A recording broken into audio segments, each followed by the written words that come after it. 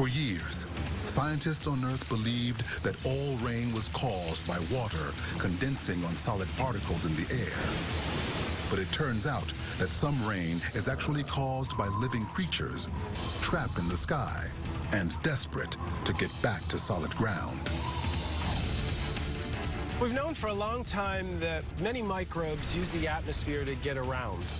Within a cubic meter of a cloud, there may be as many as 100,000 microbes. Every day across the planet, warm air on the surface rises into the atmosphere, pulling 2 million tons of bacteria along with it. One of these bacterial species is a remarkable creature known as Pseudomonas syringae that lives on plants, including those that mankind grows for food. On a typical plant leaf like this, a cubic centimeter could contain 100,000 individual microbial organisms. Farmers hate Pseudomonas syringae because it has a bizarre ability to create frost on crops at temperatures where water wouldn't usually solidify. How does it do this? Incredibly, it has evolved a protein that forces water to take on the same solid shape as an ice crystal. Cold water then locks onto the crystal, forming additional ice.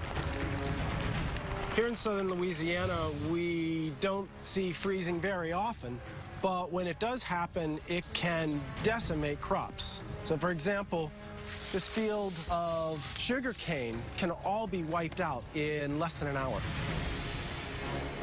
Pseudomonas syringae and other ice nucleators which are present on crop surfaces are responsible for most of the damage which occurs during freezing.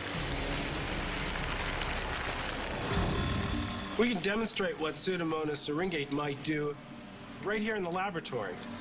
Here we have some liquid water that's been cooled down to about 20 degrees Fahrenheit. You'll note that it isn't frozen. I'm going to add a sample of the Pseudomonas syringae culture.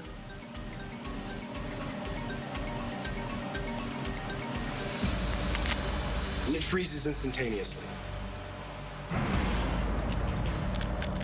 This secret talent for turning water into ice isn't just used for causing frost on plants. As syringae floats into a cloud and comes into contact with a cold microdroplet, it forces that droplet to crystallize into ice. The droplet quickly grows into a snowflake, melts into rain, and falls back to Earth. This microscopic creature is carried back home, riding in the raindrop it created. They will incite precipitation and make their way back to surface environments that they call home.